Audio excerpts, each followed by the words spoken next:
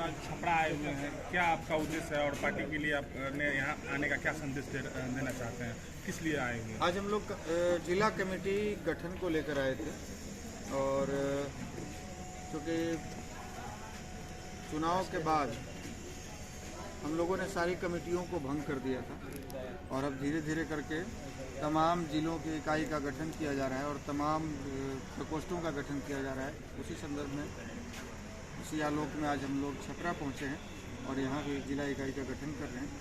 और हमारा उद्देश्य है कि पहले जिला, उसके बाद प्रखंड, फिर पंचायत और बाद में हम लोग गांव और बूथ तक पहुँचे और प्रत्येक बूथ तक अपने लोग रहें, हर गांव तक लोग रहें, ताकि पार्टी की विचारधारा को जन जन तक पहुंचाई जा सके।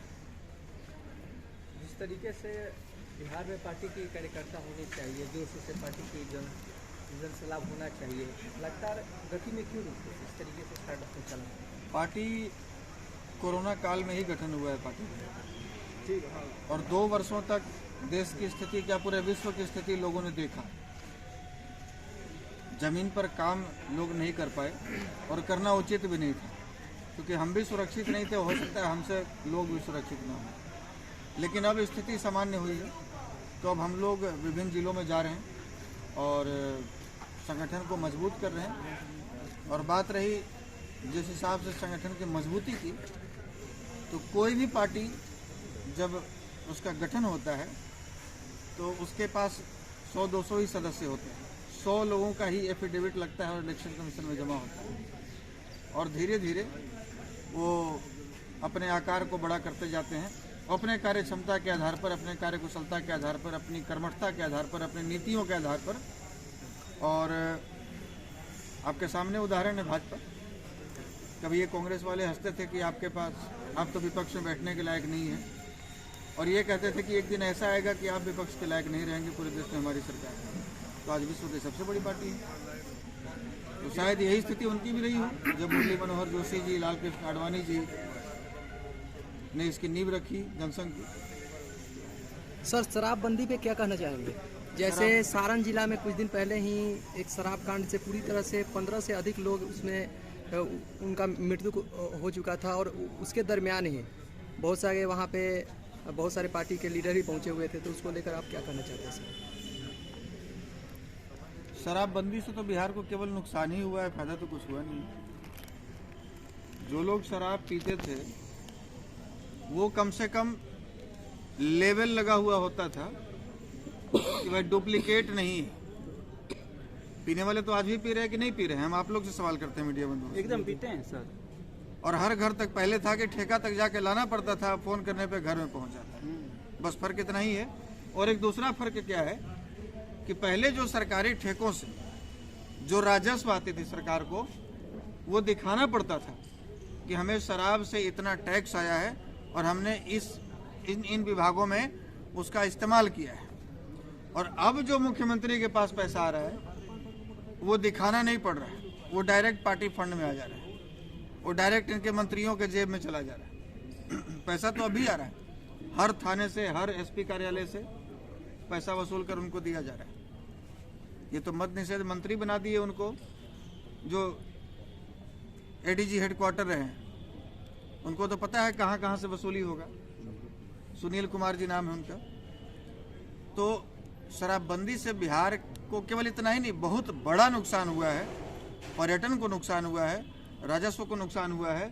और अगर सफल रहता, जैसे गुजरात में भी शराबबंदी है, तो कुछ कंडीशन के साथ में, तो वहाँ सफल है।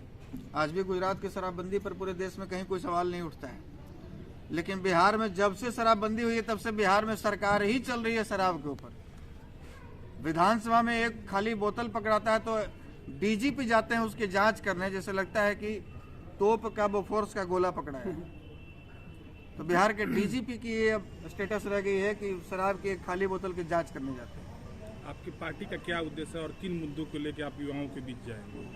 बिहार में देखिए, मुद्दों की कमी तो है नहीं, लेकिन बिहार में सबसे बड़ी समस्या है जो विगत 30 वर्षों में राजद और जदयू की सरकार ने उस पर कोई काम नहीं किया, वो है बेरोजगारी, भ्रष्टाचार, अपराध। अपराध मुक्त बिहार बनाने को लेकर, सुशासन की सरकार बनाने को लेकर नीतीश जी सत्ता में आए। लेकिन नीतीश जी के शासनकाल में कितनी हत्याएं हुई और लालू यादव के शासनकाल में कितनी हत्याएं हुई, यदि उस पर आप गौर कीजिएगा, यदि सर्वे कीजिएगा, तो शायद नीतीश जी का पलड़ा भारी दिखेगा।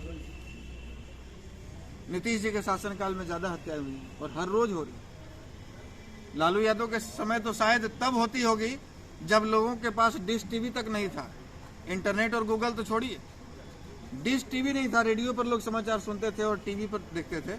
उस समय लोगों के पास संसाधन नहीं थे, सड़क नहीं थे, हत्याएं होती थी, नरसंहार हुए। लेकिन अब तो रुक जानी चाहिए थी और इसीलिए बिहार ने आपको चुना कि आप उससे निजात दिलवाइए। लेकिन आपके सरकार, आप केवल सुशासन का ढोल पिटते रह गए, अपनी वाहवाही लूटते रह गए, अपने मुंह मियां मिट्ठू बनते रह गए, लेकिन आपसे कंट्रोल नहीं हो पाया बिहार। आप श्री बाबू के शासन काल में जिन उद्योग धंधों को लगाया गया बिहार में, चाहे वो चीनी मिल हो, चाहे गत्ता फैक्ट्री हो, चाहे रेशम उद्योग हो, चाहे धागा, या जिन जिन शिक्षण संस्थानों को, जिनकी स्थिति आज आप जाकर देख लीजिए, जिनको बनाया गया, चालू करवाया गया श्री बाबू के शासनकाल में, जब कहा जाता था कि आजादी के बाद सबसे तेजी से विकास करने वाला राज्य बिहार था, और आज सबसे धीमी गति से विकास करने वाला राज्य बिहार है। आप नए उद्योग की बात छोड़िए, आप श्री बाबू के शासनकाल में दिए गए उद्योग धंधों को जिंदा नहीं कर पाए अब तक। आज भी भेड़ बकरियों की तरह, बोरी की तरह बिहार के तमाम रेलवे स्टेशनों से बिहार के लोग जनरल डब्बे में भर भर कर गुजरात, सूरत, पंजाब, हरियाणा, दिल्ली जा रहे हैं, और वहां जाकर बिहारी शब्द एक ऐसा जलामत झेलना पड़ता है, ऐसा जलील उनको झेलना पड़ता है, ऐसी फजीहत झेलनी पड़ती है। हम लोग बाहर जाते हैं तो चाहे आप कितना भी पढ़े लिखे हों, आप कितने भी शिक्षित हों, जैसे ही आपने कह दिया कि बिहारी हैं तो आपको पहले वो चोर समझेगा, गरीब समझेगा, मतलब आपको गिरा हुआ समझेगा। बिहार की ये परिदृश्य बना दिया है लालू और नीतीश ने अन्य राज्यों में। लेकिन ये बदलना होगा बिहार को। 1 मिनट लेंगे, ये बदलना होगा बिहार को, और बिहार की 11 करोड़ जनता को बदलना होगा। पंजाब और तमिलनाडु से लोग तो बदलने नहीं ना आएंगे बिहार को, बदलना बिहार को ही होगा। हमारा काम है कहना, लेकिन चुनाव के समय फिर आप चुन देंगे वही कि हमर जतिया वाला नीतीश जी, हमर जतिया वाला लालू जी।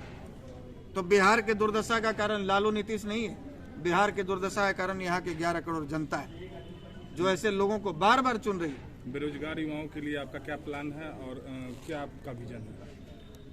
रोड मैप हम लोगों ने तैयार किया है, और बिहार के सबसे पहले तो बिहार में बहुत लोगों को रोजगार दिया जा सकता है, पुराने बंद पड़े उद्योग धंधों को पुनर्जीवित करके। दूसरा, अपराध पर यदि नियंत्रण लगे, टैक्स में कुछ रिलैक्सेशन दे दिया जाए, तो अन्य राज्यों से और अन्य देशों से भी बड़ी बड़ी कंपनियां हमारे यहाँ आकर निवेश कर सकती हैं।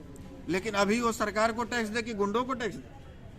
अभी उनको लगता है कि सरकार को अलग टैक्स देना पड़ेगा, गुंडा टैक्स अलग देना पड़ेगा, नहीं देंगे तो गोली मार दी जाएंगे। अभी सोशल मीडिया पर आप सुन रहे होंगे, एक व्यापारी का वीडियो वायरल हुआ है, उसको धमकी दी जा रही है, ज्वेलरी दुकान वाले, धमकी दी जा रही है आज के डेट में, और वो सोशल मीडिया पर आकर कह रहा है कि सुशासन बाबू कहाँ है आपकी सुशासन। तो सबसे पहले जब अपराध और भ्रष्टाचार पर अंकुश लगेगा तो बिहार में रोजगार की कमी नहीं रहेगी। बिहार के लोग तो जाकर पंजाब को विकसित राज्यों की श्रेणी में खड़े कर दिए।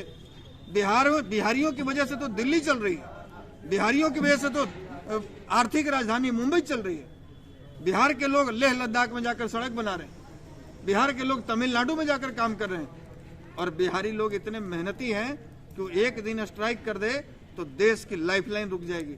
और इस बिहार की ये स्थिति है कि यहाँ लोग बिहारी शब्द, मतलब कभी बिहार हमारा चंद्रगुप्त के लिए, चाणक्य के लिए, कभी श्री बाबू के लिए, इनके लिए बिहार जाना जाता था, और आज बिहार हमारा गाली से संबोधित किया जाता है। किसी अन्य राज्यों वाले को आप बिहारी कह दीजिए, वो आपसे झगड़ जाएगा, वो कहेगा कि हम बिहारी नहीं। तो हम चाहते हैं कि बिहार की स्थिति ये बने, बिहार की स्थिति बने कि पुनः लोग छाती चौड़ा करके कह सके कि हाँ हम बिहार के हैं, और लोग गर्व कर सके, अन्य राज्यों में जाकर कह सके कि हम बिहार से हैं, और आपको देखकर लोग गर्व महसूस करें कि ये बिहार से, इनका स्वागत कीजिए।